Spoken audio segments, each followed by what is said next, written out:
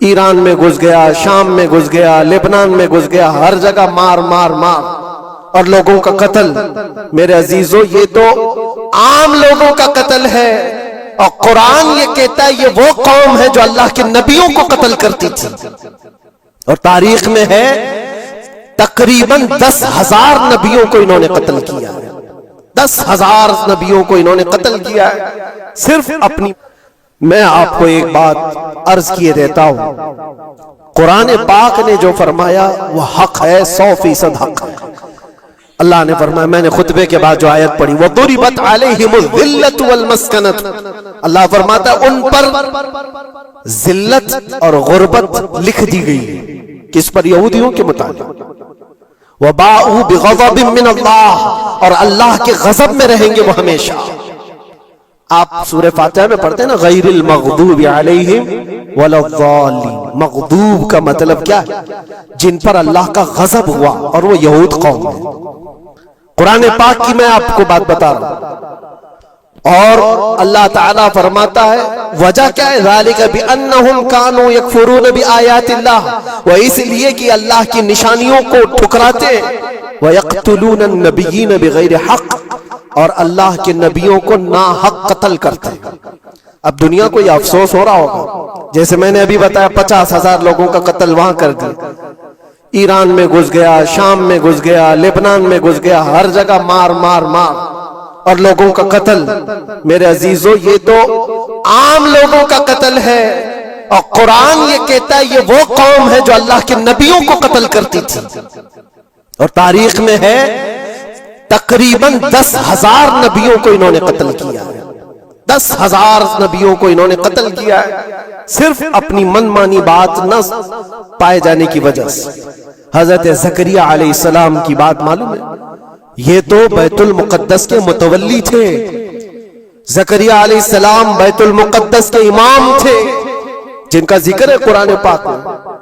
حضرت زکریہ علیہ السلام کے پیچھے یہی قوم جو ان کی امت میں تھی، یہودیوں کے لیے بھی وہ مقدس نبی تھے، لیکن ان ظالموں نے حضرت زکریہ علیہ السلام کو دشمنی میں رکھ کر کے ایسا قتل کیا تھا، اللہ اکبر۔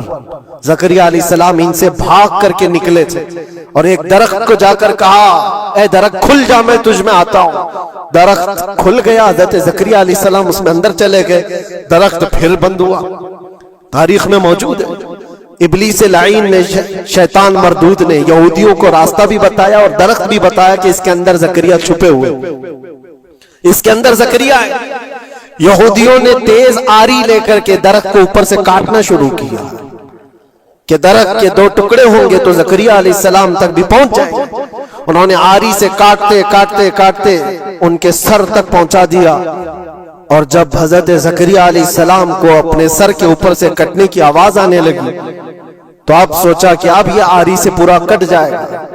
اللہ تعالیٰ کی طرف سے ندا آئی، اے زکریہ صبر کر لو، اگر تم اس پر آواز نکالو گے تو صبر والوں میں سے تمہارا نام نکل جائے گا۔ یہاں تک کہ تاریخ میں ہے وہ یہودیوں نے آری سے کاٹتے کاٹتے حضرت زکریہ علیہ السلام کے سر کو چیر دیا، اور جسم کے 2 ٹکڑے ہو گئے۔ اللہ کے نبی خاموش رہے، صبر کر کے رہ گئے۔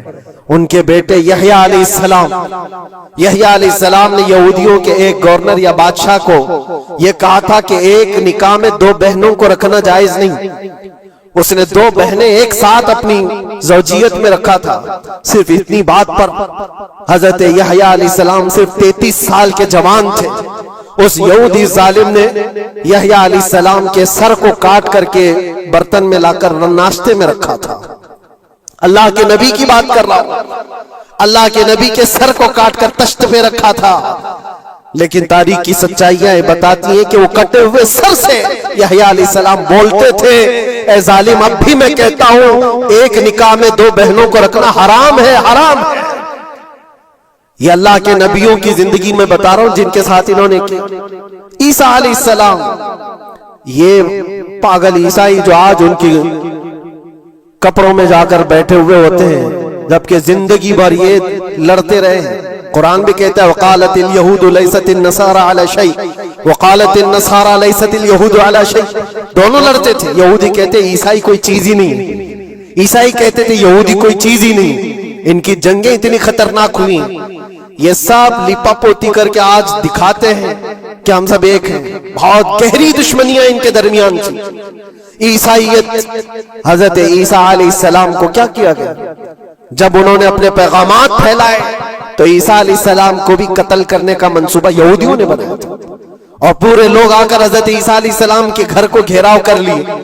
ईसा अलैहिस्सलाम को उस रात अल्लाह ताला ने आसमानों पर उठा लिया, और एक यहूदी को अंदर देखने के लिए भेजा था यहूदियों ने कि जाकर देखो ईसा है कि नहीं। तो अल्लाह ताला ने वो आए हुए यहूदी को ईसा अलैहिस्सलाम की शक्ल दे दी, ईसा अलैहिस्सलाम को उठा लिया। यहूदी जो बाहर खड़े मुंतजिर थे, हमारा आदमी अंदर गया है देखने के लिए, मारने के लिए, कत्ल करने के लिए, अभी तक आया नहीं। तो सब के सब अंदर घुस गए, देखा वो आदमी बैठा हुआ है, उसी को पकड़कर लाकर सूली पर चढ़ा दिया ईसा समझ करके। लेकिन इत्तेफाक ये है कि उसको पूरी शक्ल नहीं दी गई थी, आधी शक्ल ईसा अलैहिस्सलाम की थी और आधी उसकी खुद की थी। बाद में यहूदियों में खुद इख्तिलाफ हो गया, हमारा बंदा कहां गया जो ढूंढने के लिए गया था, वो गायब कहां है? और अगर ये हमारा बंदा है जो ढूंढने के लिए गया था तो फिर ईसा कहां है? ये इख्तिलाफ में, ये शक में 550 साल गुजर गए। फिर मेरे मुस्तफा सल्लल्लाहु अलैहि वसल्लम तशरीफ लाए और कुरान ने इस बात को वाज़ेह किया, न तुमने ईसा का कत्ल किया, न सूली चढ़ाई है। ईसा अलैहिस्सलाम जिंदा है, अल्लाह ने आसमानों पर उन्हें उठाया। ये तो ईसाइयों पर एहसान है कुरान का, जो सच्चाइयां 550 साल पहले की बताया। मेरे अजीजों, ये तारीख में आपको बता रहा हूं, नबियों का कत्ल करने वाली कौम, उनके सामने आम इंसान क्या माने रखते हैं? ये दुनिया की सारी कौमों को हकीर समझने वाली कौम, दुनिया के पूरे जखीरों को अपनी मिल्कियत समझने वाली कौम, उनका अकीदा है ये दुनिया का जितना गोल्ड है, जितना सोना है, उस पर सिर्फ और सिर्फ उनकी कौम का कब्जा होना चाहिए, पूरी दुनिया को। आपको पता है मदीने तैयबा में हुजूर पाक सल्लल्लाहु अलैहि वसल्लम की आमद से पहले ये सब के सब मदीने में बसे हुए थे। 550 साल से इंतजार कर रहे थे हुजूर के आने का, दूसरी कौमों को डराते थे। क्यों? उनकी किताब में मौजूद था आखिरी नबी के आने की सारी बातें मौजूद थी। आखिरी नबी आएंगे, उनके मानने वालों का गलबा होगा, वो अपने नूरे नबुव्वत से लोगों के दिलों को पाक करेंगे। उनकी शक्ल भी बताई गई थी तौरात में, उनके आने की जगह भी बताई गई थी। पूरे हिजाज में खजूरों का झुंड एक इलाका होगा जहां ये नबी आएंगे, और वो मदीने के अलावा कोई जगह ही नहीं थी। यहूदी ये सब चीजें देखकर हुजूर के आने से 550 साल पहले से इंतजार में थे, वो नबी यही आएंगे, यही आएंगे। और दूसरी कौमों को डराते थे, हमसे मत उलझना, आखिरी नबी आने वाले हैं हमारे, और उस नबी के आने के बाद फिर हम चुन चुन कर तुमसे बदला लेंगे। और जब कभी मुसीबत आती तो अल्लाह से दुआ भी ये करते थे कि अल्लाह वो आखिरी नबी जो हमारे इलाके में आने वाले हैं, उनके सदक़े में तू हमारी बलाओं को दूर कर। ये वो कौम है जो हुजूर आखिरुन नबीयीन सल्लल्लाहु अलैहि वसल्लम के इंतजार में वक्त काट रही थी। लेकिन हुआ ये, उनका अकीदा ये था कि आखिरी नबी तो बनी इसराइल में ही पैदा होंगे, हमारे खानदान में पैदा होंगे। इन्होंने ठेका ले रखा है, आखिरी नबी कहां पैदा होंगे ये फैसला करेंगे। अल्लाह तबारक व तआला ने आखिरी नबी हमारे आका सल्लल्लाहु अलैहि वसल्लम को बनी इसराइल में नहीं, बनी इस्माइल में पैदा किया। इस्माइल अलैहिस्सलाम के औलाद में पैदा किया, और ये इस्माइल अलैहिस्सलाम की औलाद पूरे अरब में आबाद थी। अरब में पूरी आबादी इस्माइल अलैहिस्सलाम की थी। मक्का को आबाद किसने किया? इस्माइल अलैहिस्सलाम। इस्माइल अलैहिस्सलाम की औलाद पूरे मक्का में, आसपास सब इलाकों में आबाद, सारी जितने भी नस्ब है वो इस्माइल अलैहिस्सलाम तक पहुंचते हैं, अरब वालों की। और ये यहूदी बनी इसराइल है, यानी याकूब अलैहिस्सलाम की औलाद में से, और ये दूसरों को हकीर जानते थे। जब तक ये लोग अरब में थे, मदीने में थे, इन्होंने हर एक को हिकारत से देखा। अरबों से इनके ताल्लुकात ऐसे नहीं थे, आम लोगों से कहते हमारे से बात करने के काबिल नहीं है, सबको उम्मी कहते थे, अनपढ़, जाहिल, ऐसे अल्फाज से अरबों को पुकारते थे। अरबों से अगर इनके ताल्लुकात होते भी तो बड़े बड़े टॉप लीडर जो होते हैं अरबों के, बस उनसे ताल्लुकात, आम लोगों को गिनते ही नहीं, कचरा कहते थे। बनी इस्माइल को जब ये कचरा कहते थे اور بنی اسماعیل میں جب آخری نبی پیدا ہو گئے تب کیا کہنے لگے پتہ ہے؟ کہتے نہیں، یہ غلط ہو گیا، آخری نبی تو بنی اسرائیل میں پیدا ہونے والے تھے، یہ جبرائیل نے شرارت کیا اور بنی اسماعیل میں جا کر کے نبوت جو تھی۔ کچھ تو یہ کہنے لگے، کچھ تو کہنے لگے وہ ہے ہی نہیں آخری نبی۔ لیکن کیسے انکار کرتے؟ قرآن کہتا ہے یعرفونہ کما یعرفون ابناءہم، اس رسول کو وہ ایسے پہچانتے تھے کہ اپنے بیٹوں کو بھی نہیں پہچانتے۔ ان کے بیٹوں کے صحیح ہونے پر بھی ان کو اتنا یقین نہیں تھا کہ ہمارا ہی بیٹا ہے یا نہیں، لیکن حضور کو دیکھ کر کے یہ یقین تھا کہ آخری رسول ہی، آخری رسول ہونے کی ساری نشانیاں انہوں نے جو پڑھی تھی وہ سب حضور کے پاس موجود تھی۔ اسی لیے تو میرے عزیزوں، جو صحابہ یہودیت سے اسلام میں آئے انہوں نے سب نشانیاں دیکھی۔ حضرت سلمان فارسی کی بات بتا رہا ہوں، وہ عیسائیت میں تھے، سالوں انہوں نے عیسائیت میں گزارے، اور انہوں نے بھی یہی سب باتیں سنی تھی۔ یثرب ایک علاقہ ہے حجاز میں، کھجوروں کے باغات کا جھنڈ ہے وہاں پر، آخری نبی وہیں آنے والے۔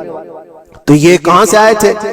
سلمان فارسی عراق سے آئے تھے، مدینے میں آ کر غلام بن گئے، ایک کھجوروں کے باغ میں کام کرتے تھے برسوں تک۔